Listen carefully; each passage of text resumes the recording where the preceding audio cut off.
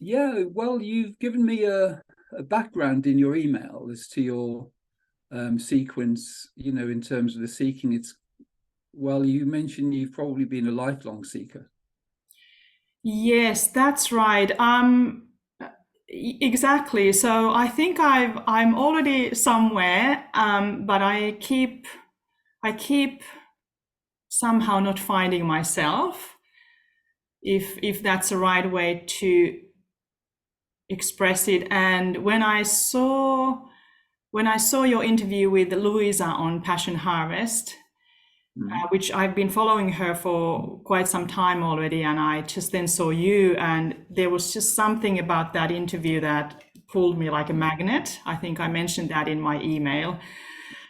And then as a consequence, I went on your YouTube channel and I have watched, I think, everything I could find. Okay. Yes, and some of them I watch even several times, and it's quite interesting. It's really interesting what you talk about and what people talk about. And the sequence of since when was that, June this year, when I saw your interview first, and I thought, okay, now there's a pull here. I need to follow this. And maybe some years ago, or when I was younger, I might have probably waited, not be quite sure whether I should go ahead or not. But this time I was just like, no, no, no, I just need to contact you and see, uh, yeah, how can you help Good. me, basically. Good. So, well, let's have a look. So if you've watched the videos, you're quite clear, really. Um, are you familiar with the distinction between impersonal being and the personal realm of experience? Using those words is a little bit new to me, I guess. But I might just need to give you a little bit of background that I have been to. I mean, I'm a yoga teacher by training, but I've done lots of trainings in many ways, but that's just one of them. I've been to ashrams, I've been to India many times. Mhm. I teach people meditation. So yes, I know what you talk about, but terminology is sometimes different, I guess. Yes. Yeah, Are you familiar with the idea of the koshas? a little bit, but I learned from you again. Okay, good. So really, well, let's just begin um, by looking at the distinction between effortless being and the mind, because that's really the place where we can see where we're resting effortlessly. So you've probably seen this exercise demonstrated in some of the videos, but Yes. could you just let me know what's arising at the moment in terms of thoughts? Are there any thoughts arising at the moment? Um, yes, there are thoughts. Okay. So can you notice that those thoughts arise effortlessly, that they're just arising Yes. today? Yes. Okay, that's good. In terms of the thoughts, so they're just arising effortlessly. So the awareness that's aware of the thoughts is distinct from the thoughts. So we could just say there is awareness of the thoughts. Yes. So, so quite a good way to make the distinction between impersonal and personal awareness is the difference between the language we use, because in the human realm, since we were born, we've been encouraged to use personalized terminology. So most people would say, if you ask them, are there thoughts arising, they'd probably engage a personalized mode. So they would say, oh yes, I'm thinking about, what I have to do later today or something. But if we look impersonally, then we can see that there is just impersonal awareness of thoughts appearing. And so the simplicity of that impersonal awareness it's the foundation of all experience. So So everything actually is arising in impersonal awareness rather than arising in a personal domain. So if we take emotions as well, so everyone has told us the emotions are ours, but if we just observe the emotions impersonally, then we disconnect from them energetically, and then we see that we're actually remaining as effortless beings. So if we look, so are there any emotions arising in this moment? Any subtle feelings? Yes, there are some Okay. emotions arising. Okay. So could you use impersonal terminology to describe them? So really just saying, there is awareness of whatever the emotion is. So there's awareness of curiosity arising. Okay, good. There is awareness of some level of what's the word, like carefulness, or Okay. or a bit of checking out. What's the word? I don't know how to describe it. Okay, yeah, that's good. Good. But yeah, that's arising. Yeah, Good. there's a couple of So emotions arising great. in the awareness. Yes. Yes. So you can see that, and you can see the distinction really between forms arising impersonally. So thoughts arise in impersonal awareness. So they're just arising. They're like a little thought stream. And then there can be an emotional stream where there are emotions appearing in awareness as well.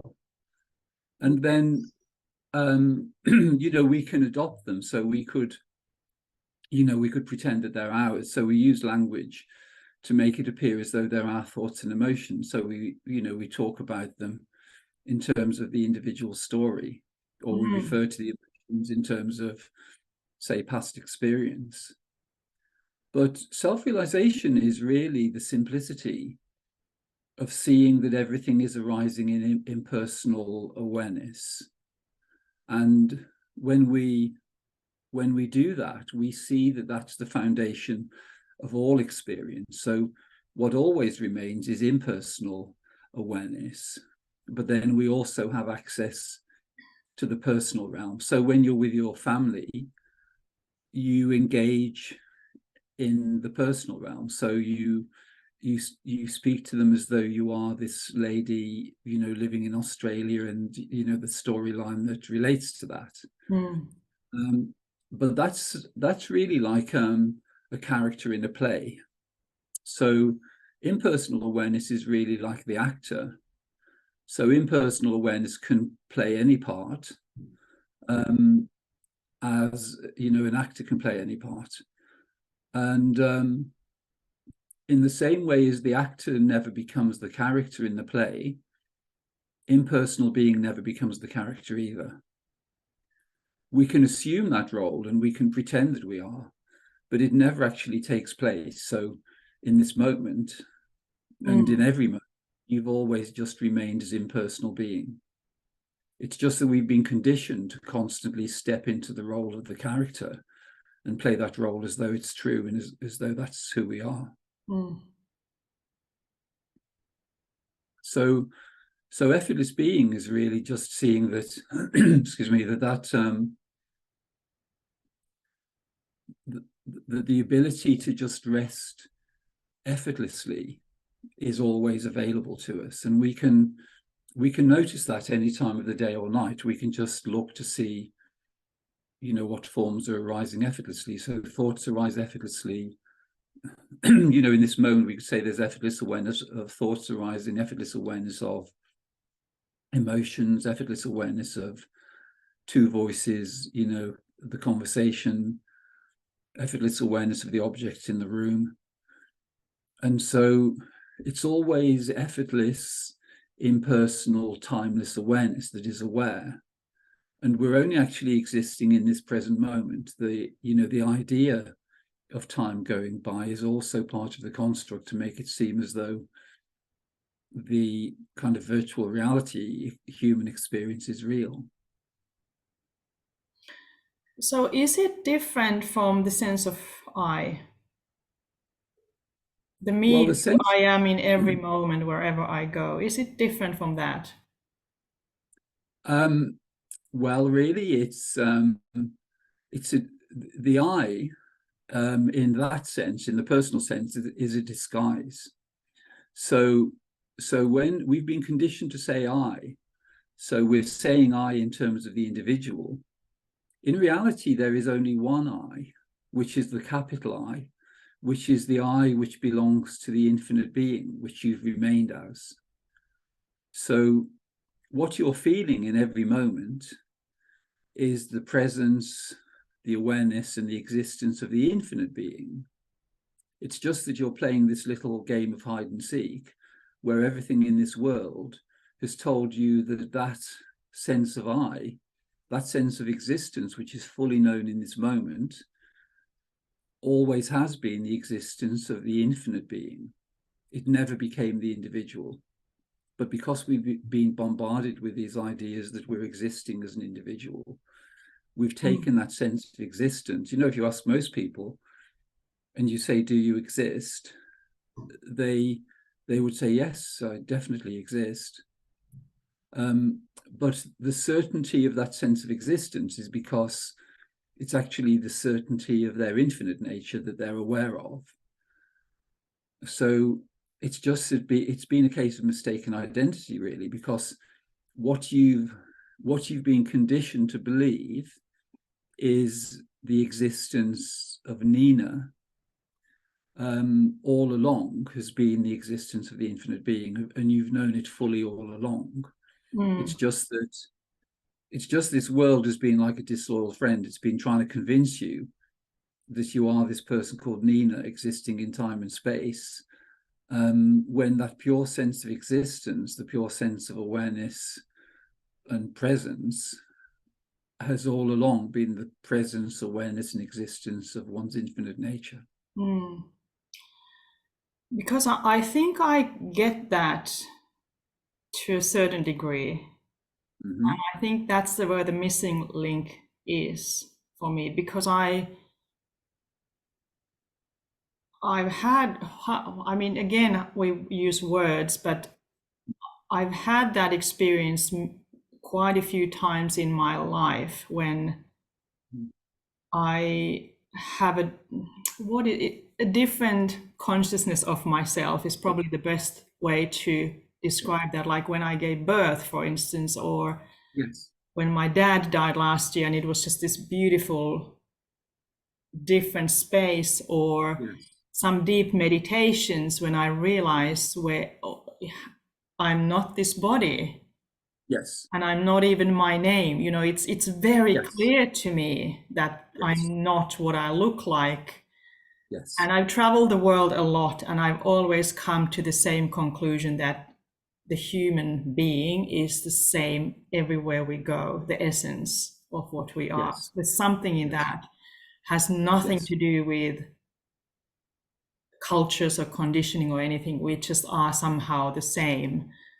Yes. But I still think there's a missing something that I don't really know what you're talking about, and I'm just Well, there are a couple of things and I'd that's like. when I in my email when I ask that question, what is it that I don't see about myself Yes. yet? That's the Right. question. Well, there are two things I'd like to look at with you.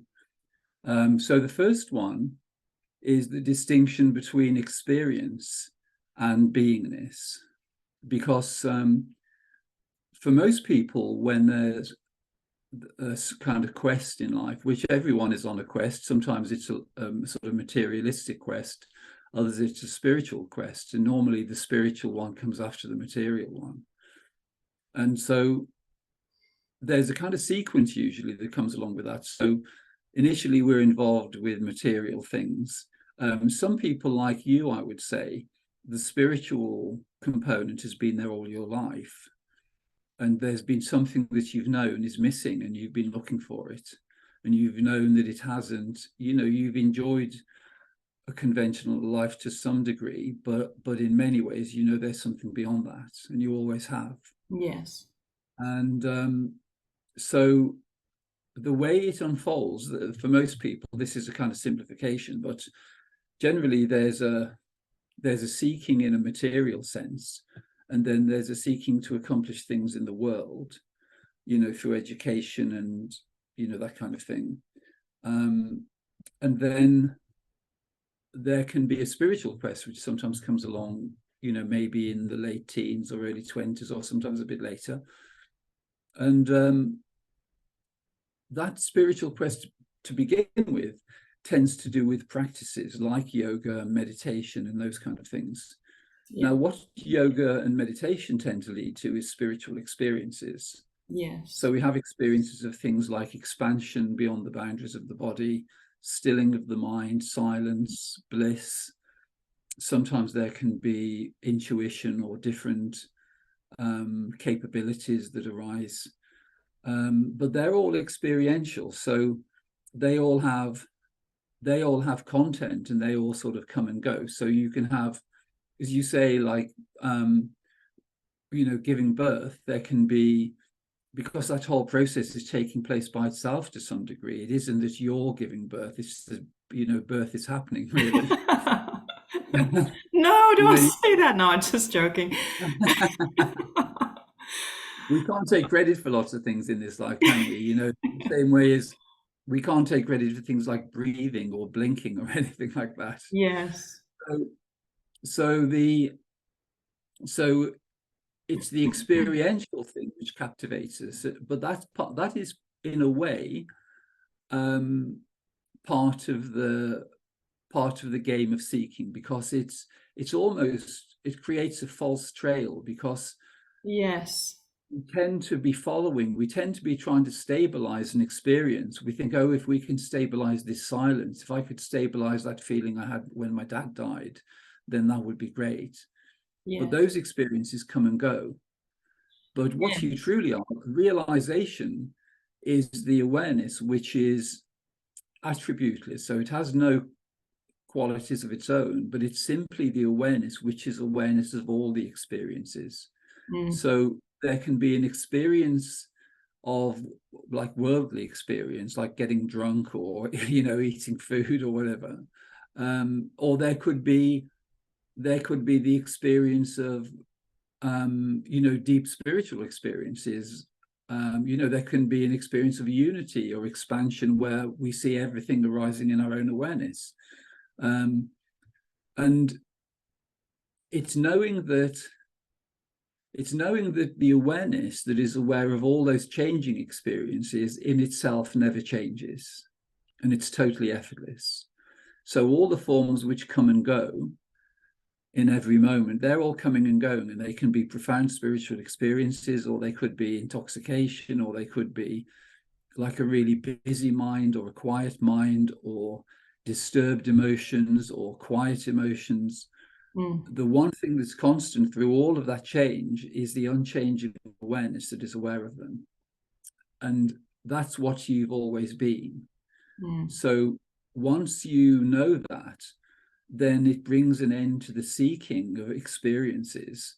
We can still have nice experiences. We can still meditate. We can still practice yoga and those things. And we know that they tend to enhance experiences, in the same way as if we eat food which is, more healthy and beneficial, then that's going to have a beneficial effect in terms of the physiology. Yeah. But it's knowing that those experiences have, they have certain effects in certain realms of experience. So, the diet has an effect, that can have an effect on the physical body. It can have an effect on the emotions. It can have an effect on the mind. Yoga can have an effect, a profound effect on the mind. It can have an effect on the emotions, and it can have an effect on the body as well. But they're kind of peripheral in a way, because they're all in the realm of content, but realization has no content. So it's simply the awareness that's aware. Yes. And let's just do a little exercise, which I've demonstrated this, but it's quite a good way to see what attributeless awareness is. So could you just close the eyes for a moment? And just focus focus attention on the back of the eyelids. And just notice that there's a sense of awareness, a sense of aliveness, a sense of presence.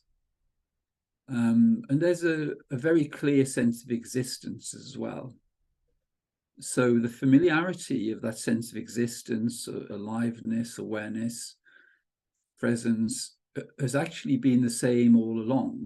So even when Nina was a few days old, or a few weeks old, or a few years old, the awareness that is aware in this moment was exactly the same as it is in this moment. It hasn't actually changed, and it's completely familiar. So that really is the starting point, and it's what you fundamentally are. But it's just that sense of existence that you're knowing fully in this moment is the existence of your infinite nature. It isn't the existence of Nina. Nina arises, the idea of Nina arises in the mental body. But in attributeless being, and also in the body of wisdom or effortless being, they're actually fields of awareness. So in this moment, you're actually existing as an infinite field of awareness within which everything is arising. So there's arising in this moment, it's like an ocean with these waves arising on it. So there's the wave of sound, so there the sound of voices, there's the sound, of maybe, noises outside the building, there's awareness of the body sitting on the seat, there's awareness of thoughts appearing as waves, so the awareness of emotions. And so all of these forms are arising within this infinite ocean of awareness. And that's what you remain as. You never actually became the individual. Individuality is just one of the waves. It's just an option that's available.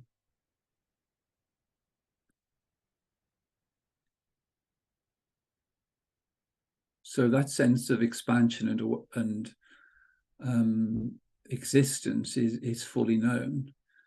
But you can see that it's just been a case of mistaken identity, because the sense of existence that is known very simply and effortlessly in this moment is the existence of one's infinite nature. It's just that everyone has told you that it's the existence of Nina.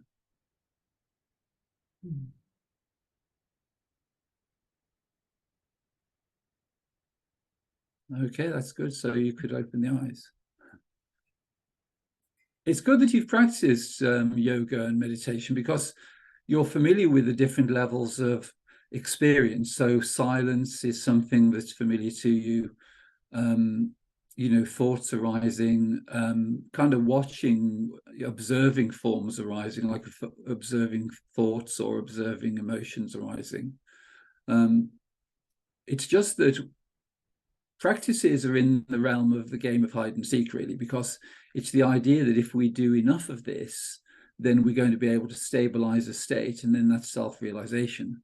But it's actually part of the process which keeps us involved in the game, because although we can have refinement of experiences, meditation can give refined experiences, it can quieten the mind, it can settle the emotions, but it doesn't take us any closer to our true nature, because our true nature is already fully present, because it's just that simple impersonal awareness that is aware of everything arising. So in terms of the koshas, we begin and remain as attributeless beings. So what you were just experiencing, where there was a focusing on the back of the eyelids, was just this awareness which has no attributes, and then just the noticing of forms arising within that.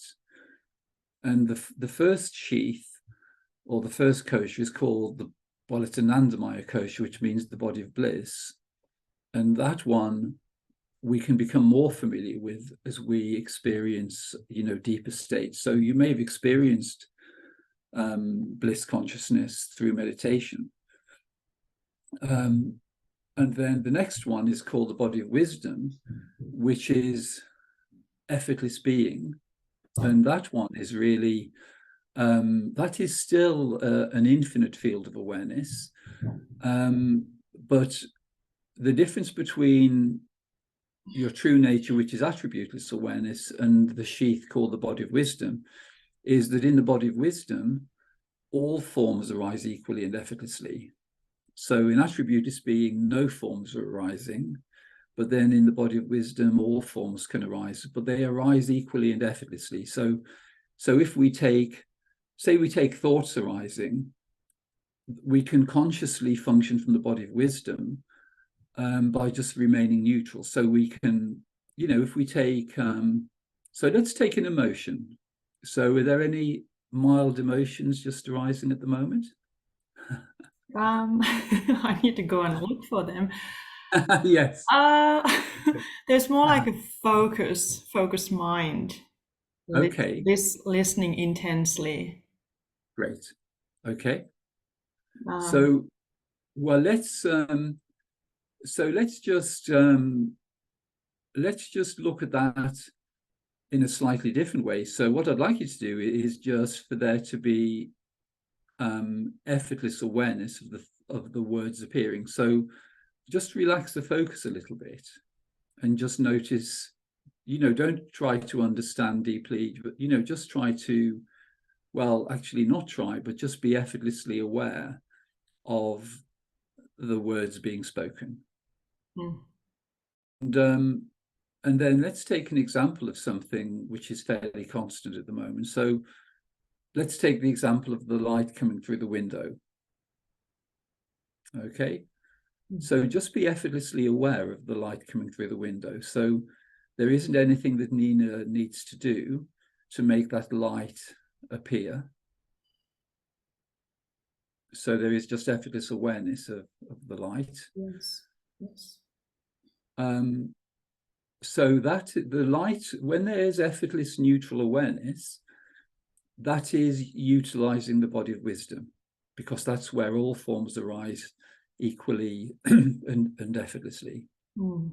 So when so we can just remain neutral. So in any experience, we can remain in neutrality. So we can be neutrally aware of thoughts appearing, neutrally aware of emotions arising or sensations.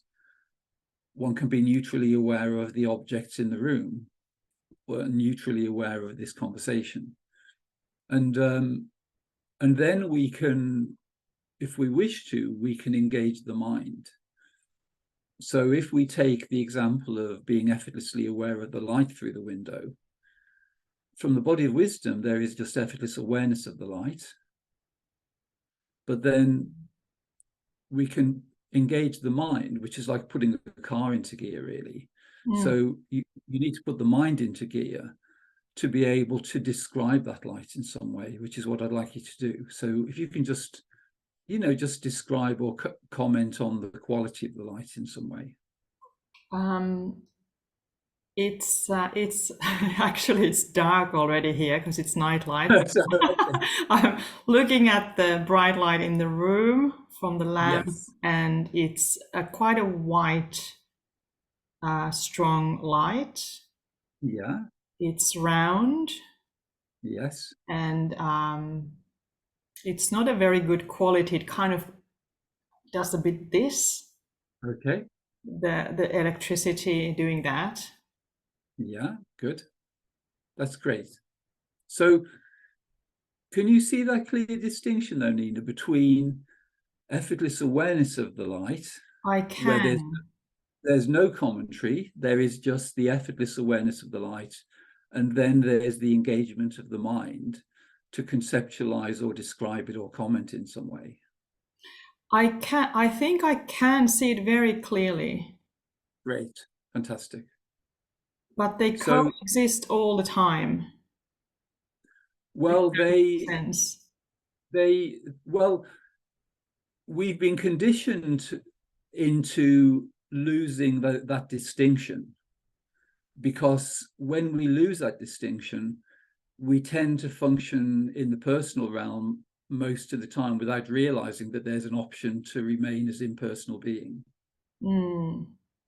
So what you'll be able to do now is to be able to consciously decide whether you rest as effortless being and you notice forms arising effortlessly, or whether you wish to engage the mind and conceptualize or describe or to plan or whatever you wish to do with the mind. But it's seeing that there's that distinction between the body of wisdom or effortless being, which is the foundation. That's what's always there. But Yes. then there's the mind, which is like a little power tool, which you can pick it up and do a little job with it. So, Yes. you know, if you want to bake a cake, you know, the mind will say, well, we need to just look in a recipe book, or I'm going to do this one I already know, and I know all the ingredients, and I don't even need to weigh them, or whatever it is. You know? Yes. So the mind can just do that, you know, but it's known that the mind, it isn't something that's running all the time. It's something that we can pick up and we can utilize it when we wish to, but the rest of the time it's much more beneficial energetically and in terms of clarity to just put it down and just to rest as effortless being, resting in neutrality. Because when you're resting in neutrality, then there's more energy available when you need to make a decision. So the more you rest as effortless being, the more you're maintaining one's energy. And therefore, so in terms of decisions you need to take, or looking after children or your family or your home or, you know, your work, the mind, when the mind's had a rest, it functions much more effectively. So, because I've been doing this quite a bit, and because also I watched your videos and the exercises several times, and I followed them, and I realized, like, yes, I get it. But does that, like, without sounding like I don't know, sound whatever way, but so I had this question: Am I already self-realized, but I just didn't realize it? You know what I mean? Like, because the mind is very strong, and I do engage the mind probably very, very often, even without being aware of it. Yes. The mind already jumps to the forefront, but I am able to very often say, hey, just, you know, relax, get back and just notice what's here. And that's all you need to do. It's almost like a meditation again, but I don't know if that's the way how you described it. But really, am I kind of already there and I just don't know I'm there? The truth is that everyone is already self-realized. Everyone is already the infinite being. It's just that the mind and this world try to tell us that we're not, and that there's something missing. And it's trying to tell us that we're the mind. It's trying to tell us that the thoughts and the emotions are ours when they never were. It's really understanding the human experience, because we're actually experiencing what is effectively, it's like an energy game that's being played. And so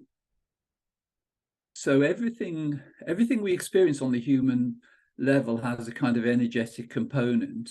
Yes. Or it's like energetic expenditure. So yes, things like meditation, you know, and yoga, they help to conserve meditation. You know, certain life experiences, like just the ordinary human life, there's a certain level of expenditure. There's expenditure in terms of things like, you know, working, you know, there's physical expenditure, there's financial expenditure in terms of living, and but there's also mental and emotional expenditure. So the mental and emotional expenditure is kind of intrinsic within the game. So most people don't realize the implications of engaging the mind and the emotions, because what we're able to do when it's pointed out is we can function from effortless being where there's zero energetic expenditure. But most of the conditioning we have in the mainstream version of this world is about keeping people in energetic expenditure. So it's keeping them in work, it's keeping them preoccupied, it's keeping them engaged in things like fear, it's keeping them involved in limitation, keeping them identified with the mind.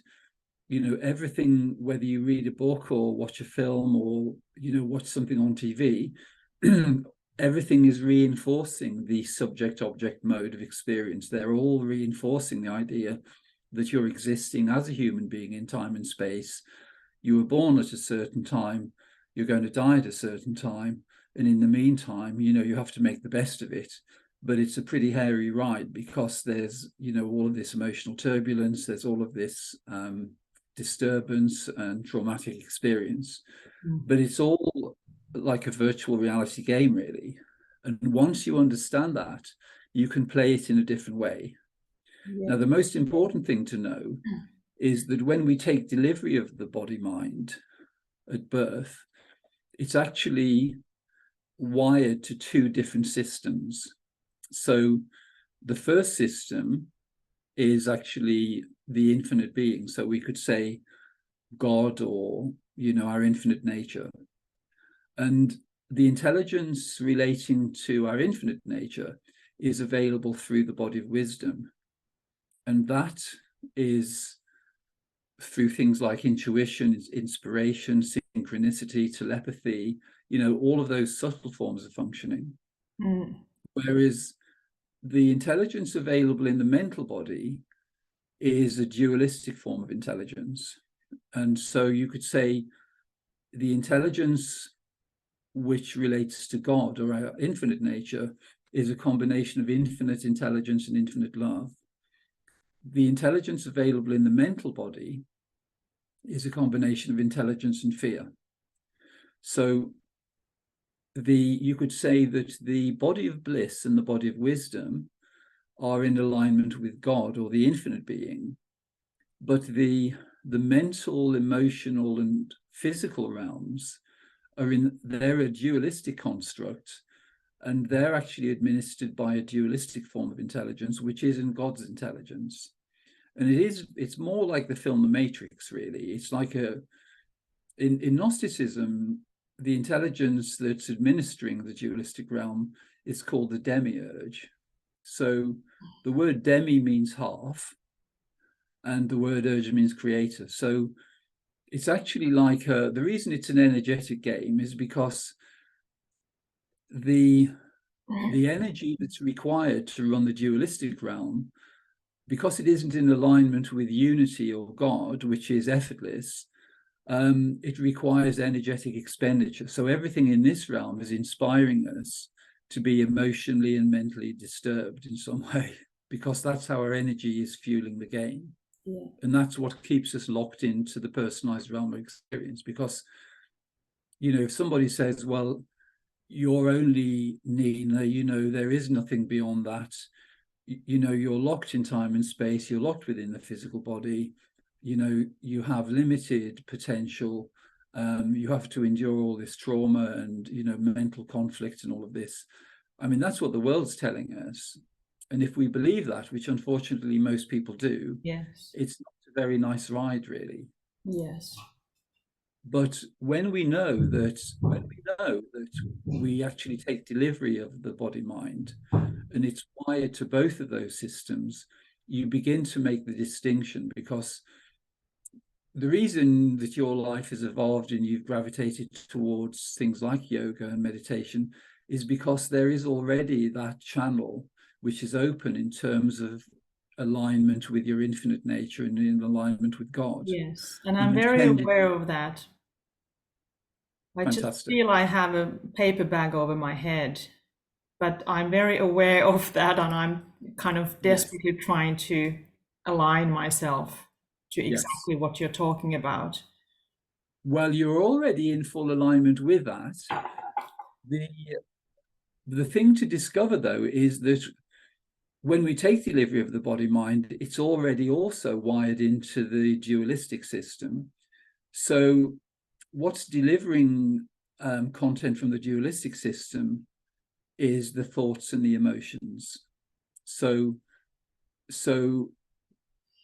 the way, for instance, people believe they're not self-realized is because there are thoughts which are being delivered into the mind, which are saying, "Oh, I'm not self-realized. You're not self-realized, are you, Nina?" And they're like Some these. days I am, some days I'm not. Well, the I days the days when you are, you're in alignment with your infinite nature, and that's coming from the body of wisdom. The days when you think you're not is simply because you're listening to the mind and the emotions and believing them to be true, Mm, when really they've never been true and they never will be true. yes. It's just that you've tuned in. Like the dualistic realm is like a poor quality soap. It's a bit like Neighbours or Home and Away.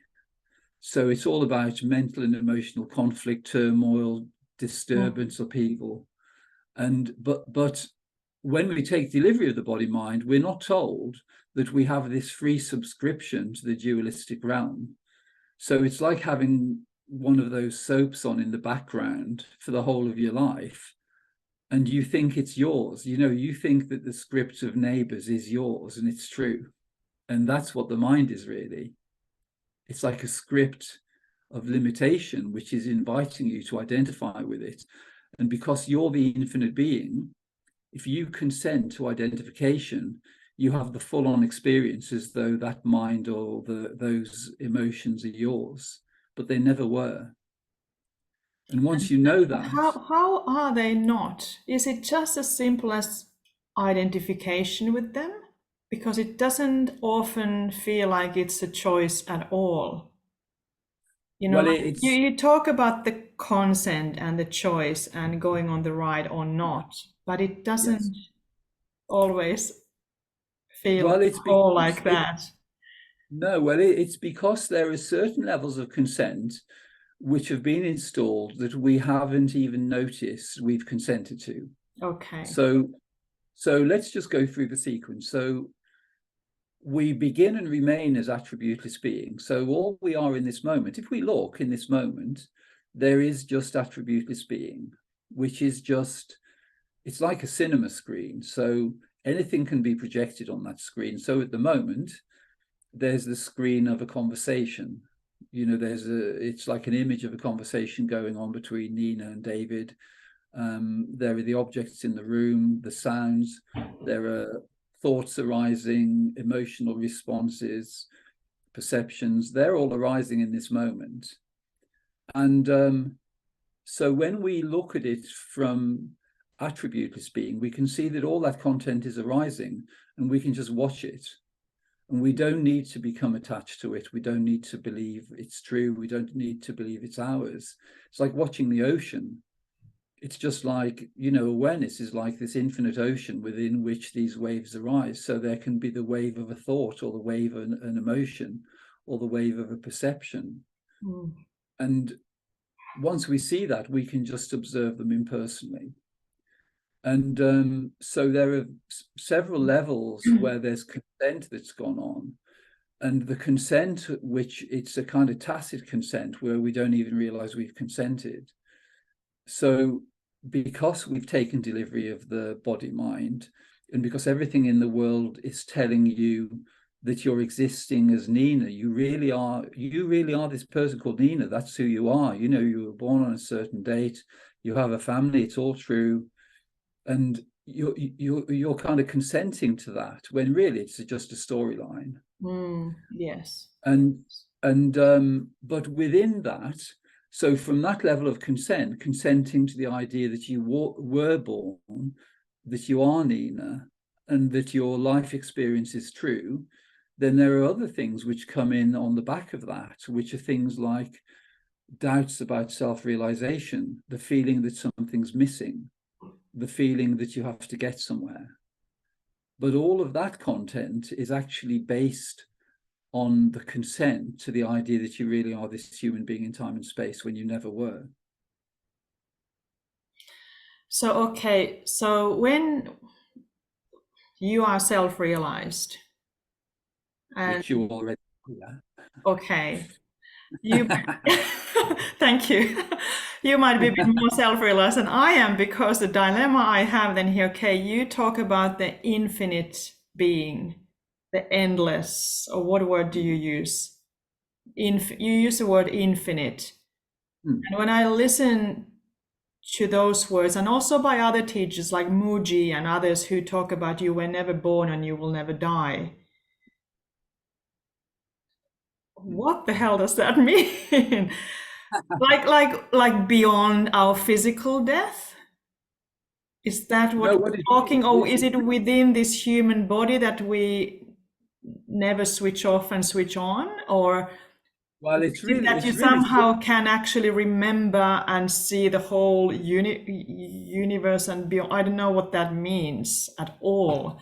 it's actually really, it's really simple actually, which is that the only thing that is existing, the infinite being, is only ever existing in this moment.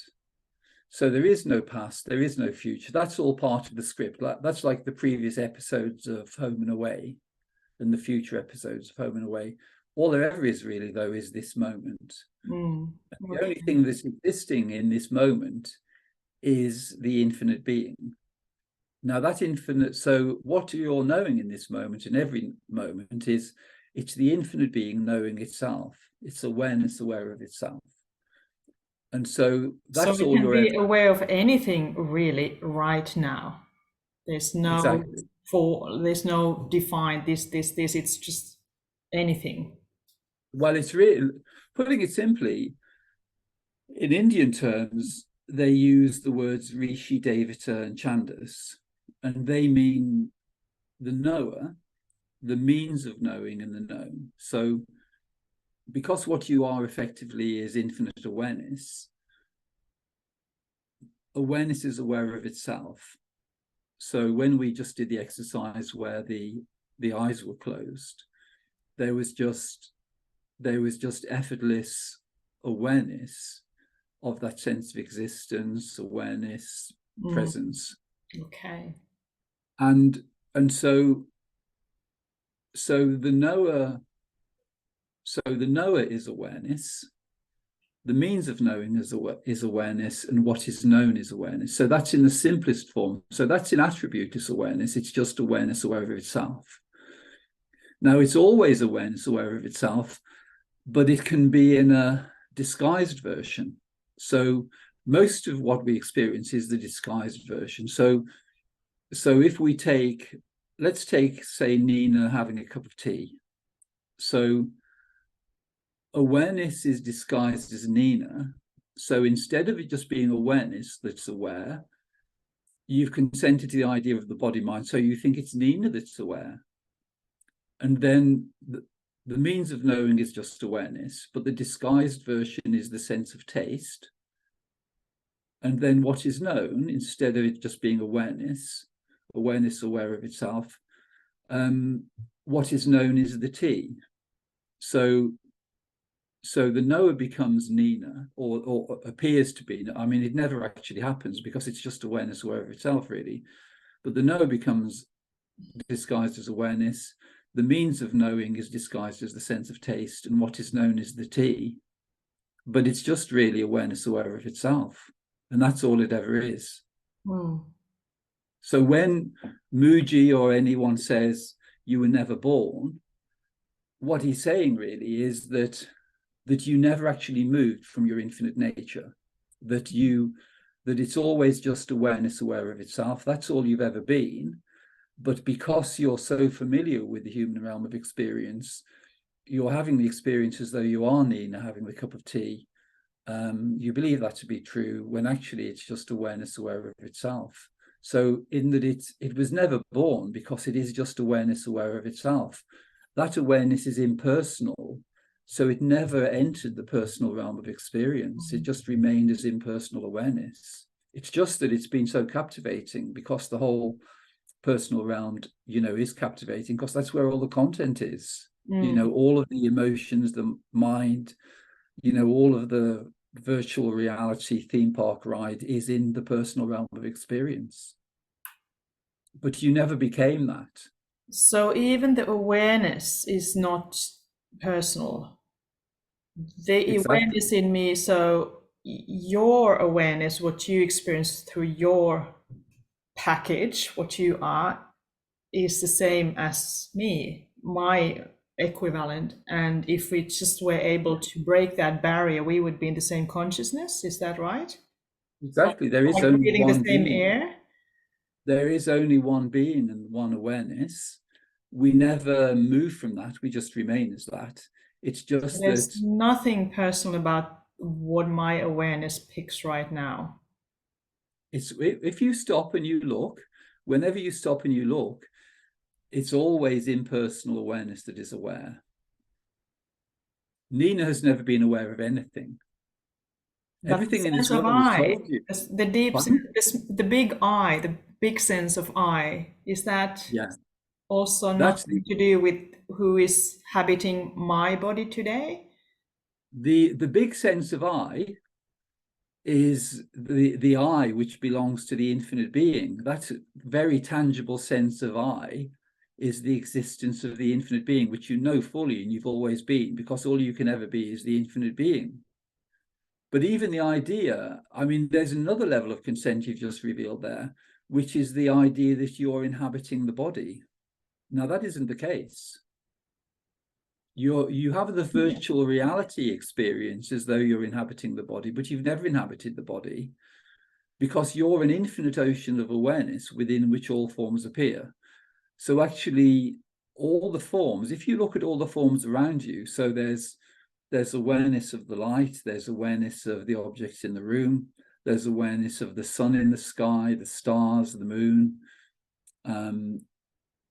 all the distant landscape. All of these forms are arising within the ocean of awareness that you remain as, and you've never been anything other than that. And it's only by virtue of the infinite awareness that you are that there can be awareness of all these different forms. And so once you know that, you realize that the body mind is actually arising within awareness, and you can check it out. Like, there's awareness that's looking through the eyes. Yes. You look down, there's awareness of the body, there's awareness of the legs, awareness of the arms, awareness of the clothes on the body. And it's impersonal awareness that's knowing all those things. It isn't Nina that's knowing them, and it never has been. So that's why you're existing as this infinite ocean of awareness within which all forms are appearing, and one of those forms is the body mind of Nina.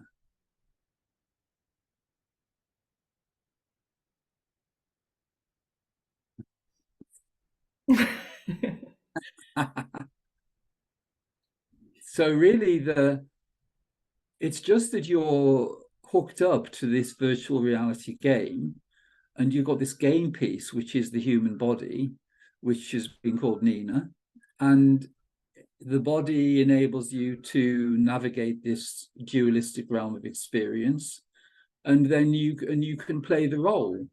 So you can pretend that you really are this person called Nina. You can pretend that you exist in time and space, that you have a family, but all of those experiences require consent. You have to consent to identification, or to, well, not necessarily identification, because once you see the clarity that you've never left infinite awareness and that you've remained as impersonal, neutral awareness, then you just step into the character role. So it's just that you've been allocated this role. There's a little play going on. It's called The Life and Times of Nina. And there's a few characters on the stage. So there's Nina, and then Nina's family, and Yeah. I get the that. name. Yes, yes, yes, You just yes. have this part. So you're actually resting as the infinite being. But if your husband says to you, shall we go and have a meal, or shall we go for a walk, or shall we watch TV or something, then you have to engage the mind. You have to step into the role. So you have to deliver the script. Then it's the you then step into the role of being Nina, and you just play that, when really you never become that. In the same way, what I know completely clearly is that, what we all truly are is this infinite ocean of awareness within which all the universe's time streams, dimensions appear. But there's this role, the role of this character called David Bingham, and he does certain things. And, when David Bingham isn't being called on to do something, have a conversation or anything like that, then it isn't David Bingham. There is no David Bingham. There is only infinite awareness. But it's just that if there's a conversation or if there's something to do, like, open the window for my mum's dog or to do something else, then you step into the role of the character. But every other time, it's like my friend says, we only become the character when somebody knocks our door.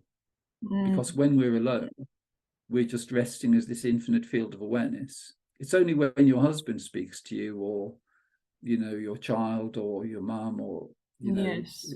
a neighbor, when they speak to you, that you step into the role as though you are really this person called Nina. Yes. It definitely feels like a video game or Matrix or something. Yeah, It's it definitely is. that. And it's an energetic game. And there are two aspects to it. So the first one, self-realization, is utterly simple, because it's just seeing that you are already effortless, neutral, infinite awareness, which is a field of awareness. It's an infinite ocean or an infinite field of awareness. It isn't a body.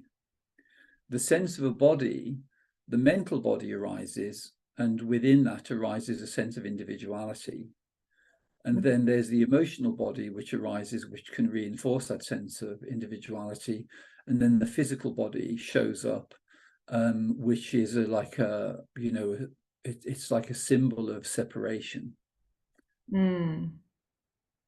But when you can just see that you're resting in your infinite nature, and even in terms of the body of wisdom or effortless being, you're resting as effortless being. There's no effort required. You don't need to step into the character. You don't need to engage the mind or the emotions. You can just rest in your infinite nature. The more you become familiar with that, the more peace becomes available and the more bliss becomes available. But stepping into the dualistic realms, when there's familiarity with effortless being, becomes optional, and it also becomes more harmonious. It's when we've consented to the idea that we are the physical body, or that we are the mind, or that we are the emotions, that's where the turbulence is. Yeah. But let's just have a look at the way the mind works for a moment, because the mind is like a radio receiver, or like a TV set, or like a mobile phone. So if there are predominant themes, so would you say there are any predominant emotions that arise for Nina?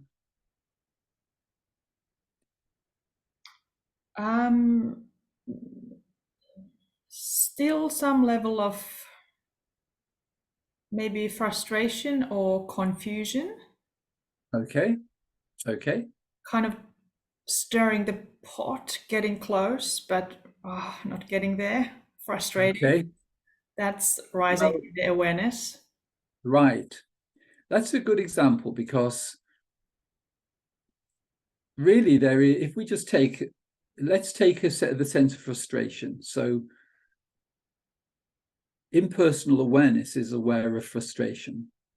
So frustration is just like a wave. It's like an energetic wave, and you're familiar with that feeling. But the element of consent has been activated, where you've personalized it, and you're saying that Nina is frustrated. Yes. But Nina was never frustrated, because there is simply impersonal awareness of that energy frequency, which you call frustration. But when you consent to the idea that it's personalized, and you say, oh, I'm frustrated, then you're on the ride. You're on the frustration theme park ride. Yes. But you never stepped onto that ride, because you're the infinite being, which is neutral and effortless. and there's an invitation onto that ride, which is saying, if you pretend that you're Nina, then you can pretend that you're frustrated, and you'll have the full-on ride as though you are. But you never became Nina, so you never, but you've consented to the ride. That's where you're exercising the consent. Where and the way it works is, because the body mind is like a mobile phone. So the way it works energetically within this matrix is, there are certain experiences. So there are certain tendencies. So certain tendencies to go on particular rides. So Nina's had a tendency to go on the frustration ride quite a bit. And so the way that works is, there's a delivery of a thought and emotion, which is saying, oh, I'm frustrated because I'm not getting this. Now, that thought and emotion is being delivered into the body mind as though it's yours. And because nobody's told you that it isn't yours, it's actually a transmission into the body mind. You've actually taken it to be true, and you've taken it that it's Nina who's frustrated, when it never was. It's just that you were deceived into taking delivery of that frequency, thinking that it's yours, and then you, the infinite being, consent to that limitation. You then plug your energy supply into that, and you fuel it as though it's yours, but you're the one who's paying for that ride, because it's the energy that's coming from your infinite nature, from the consent to the idea that that frustration is yours, that's fueling or paying for that ride. So there's the energetic expenditure of the frustration, when actually it's because you were deceived into believing that it's your thought and your feeling.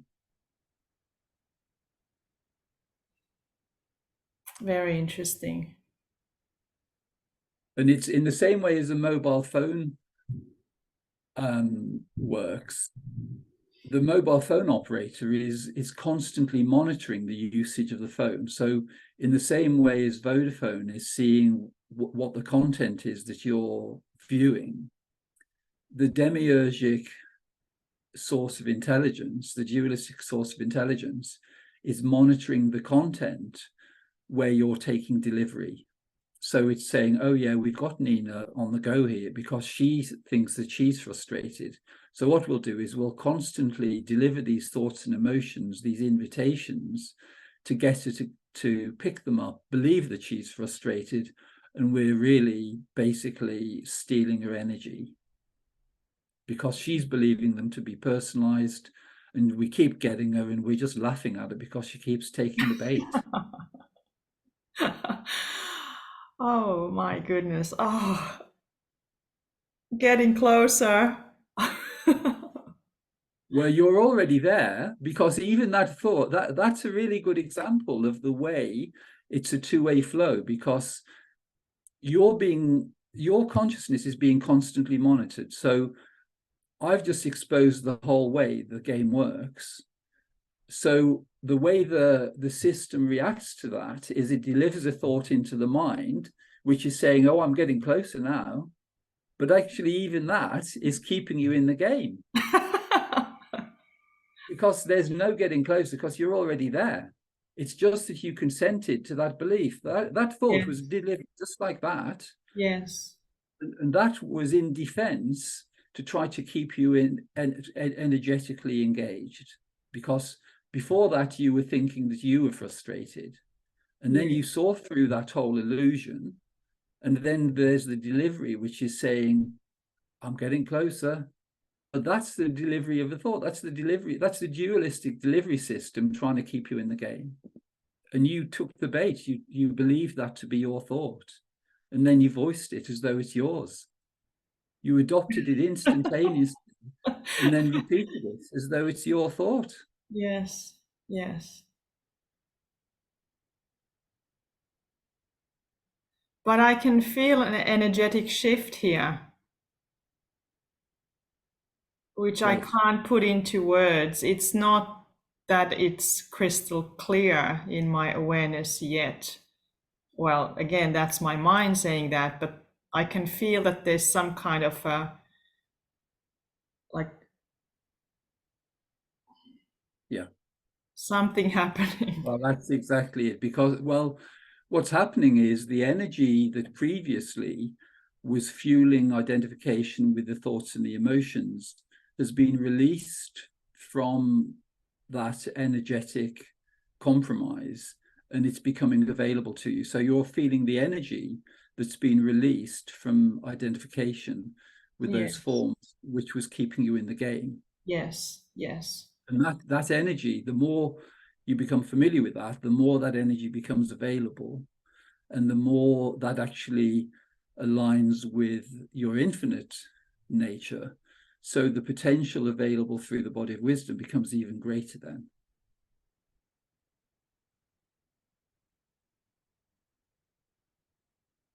You've got it though, haven't you?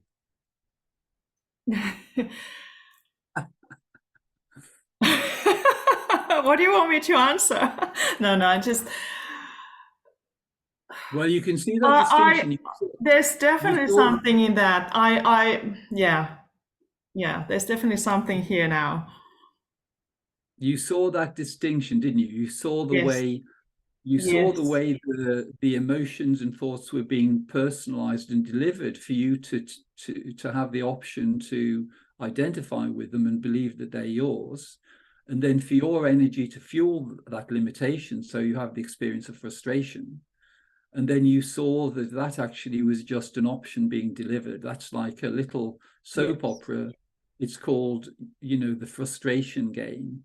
And yes. that option was being delivered into the body mind as an invitation to try to get you to identify with it, because in the past you've done that. And as it is with, if you've purchased certain things in the past, the frustration package, then there's like a standing order and it keeps getting delivered. Mm, But once you see that it's optional and you see that it's being delivered rather than it being yours, you just cancel that.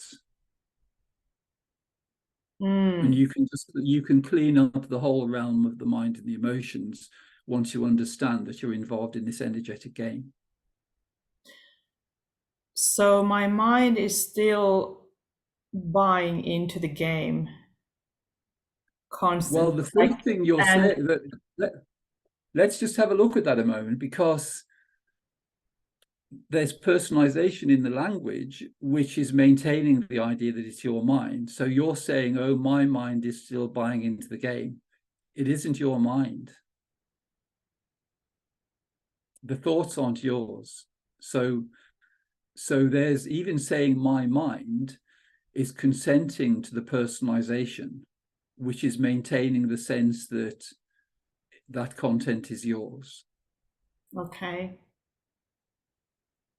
So rather than saying my mind, it's better to say there is an impersonal awareness of thoughts and emotions being delivered as invitations to try to get me to believe that they're mine when they never were.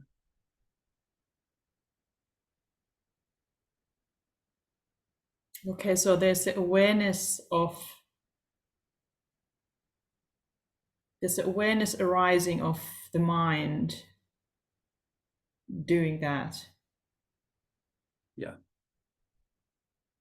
But you're not the mind, you're the infinite being, you're the infinite awareness that Behind is it. aware that is aware of that mind, which is just like a little delivery system, and it's trying to get you to buy it.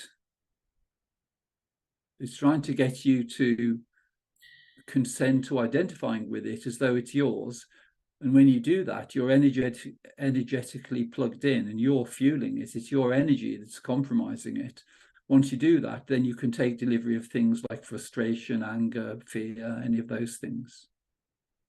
But all of those things are based on consenting to the idea that the mind is yours. And we've been conditioned to use language which is personalizing things from moment to moment. So as Mooji said, you were never born. So in this moment, you're just existing as the infinite timeless being.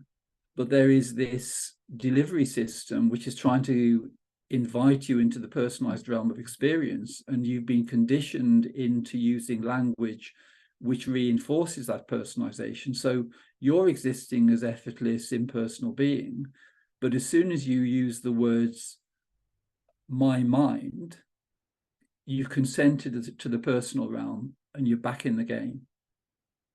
But you never become that. You remain as impersonal awareness, but you can have the ride as though you're the person.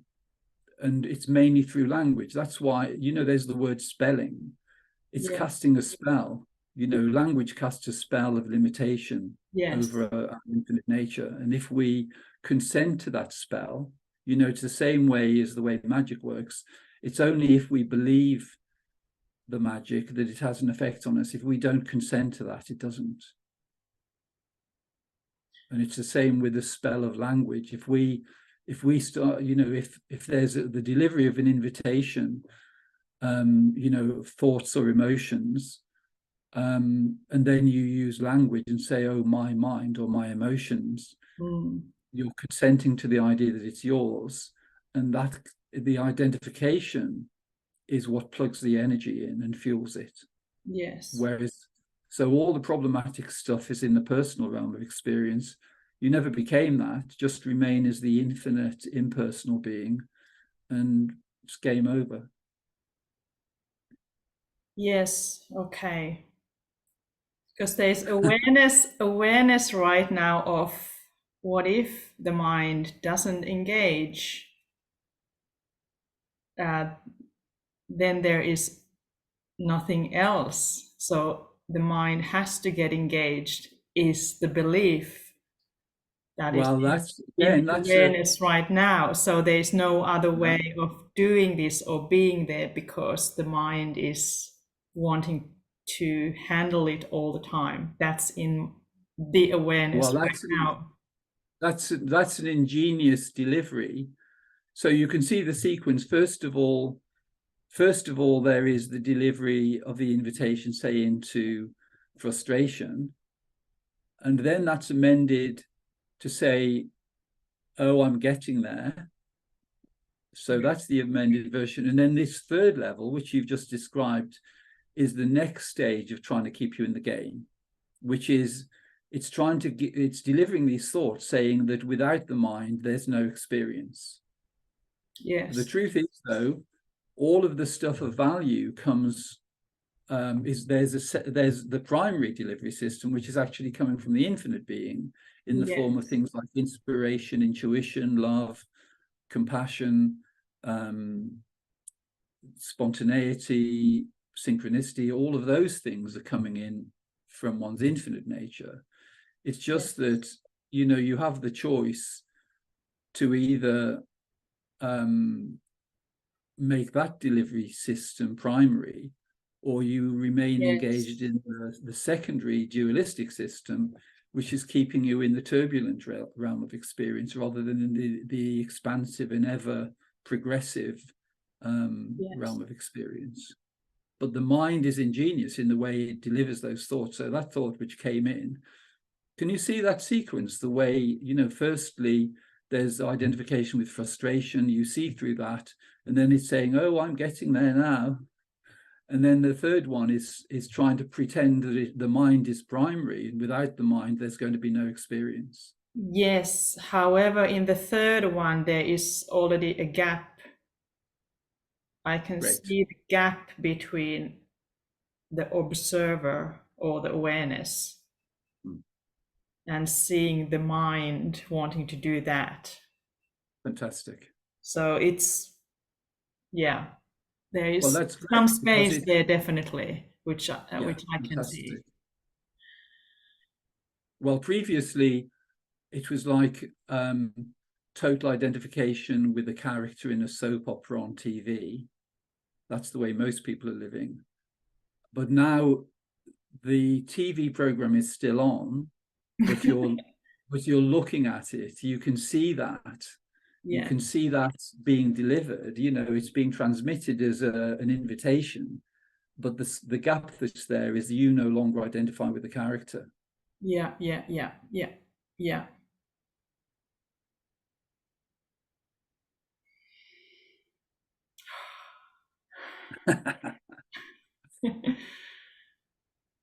Wow, it is so interesting.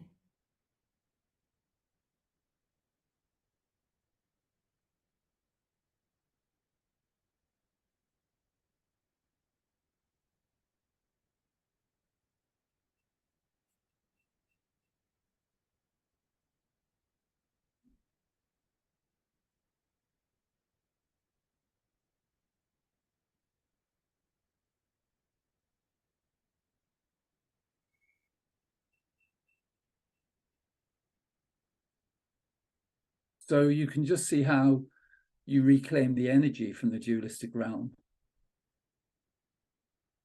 You're the one who decides whether you engage in that or not. Yes. And if you're not engaging in that, you're in alignment with your infinite nature, and then the quality of the delivery that's coming from your infinite unified nature is completely different. Yes. And it's expansive, evolutionary, it's effortless. It gives you guidance and structure that you don't need to think about. Yes. Yes. Yeah. Wow. Okay. I'm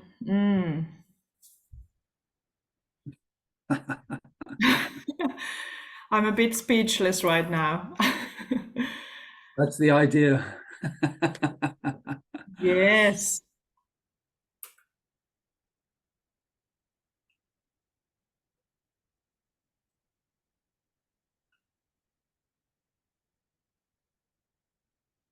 Do you feel the energetic shift? Can you feel the disconnection? Yes, yes. Energetic shift, definitely. Yes, and I can't remember already what you said, the second one, but I feel I'm kind of falling Great. backwards energetically. I can't explain it Fantastic. better, but there's something to lean back is happening. Yeah. Well, you have this recording, which you can refer to, because there's quite a lot of information in here, and it'll just, remind you. Yes, which is great. I will definitely watch it again. All of your other videos have been so super helpful to Great. me that if I can help anyone else or our conversation, then I think that would be fantastic. Yeah. Well, that's the nice thing, because, with people, it's really about resonance, and some people resonate with someone's experience, and for others it's someone else. But the more examples there are where people see through this game, Yes. and they return to functioning from their infinite nature, it is really inspiring. And it's these conversations, when people see them on my channel, that are having the biggest effect at the moment, because Exactly. I'm still having conversations, but I would say there are more people realizing their true nature now from watching the videos of people Yes. realizing their true nature than from having the one-to-one conversations, which is what I love, Amazing. because it's less work for me, and it's just really accelerating then. Great. Well, it's been lovely to meet you. It's been amazing. So Thank you so so nice. much. Yes, David, really appreciate it. Thank you.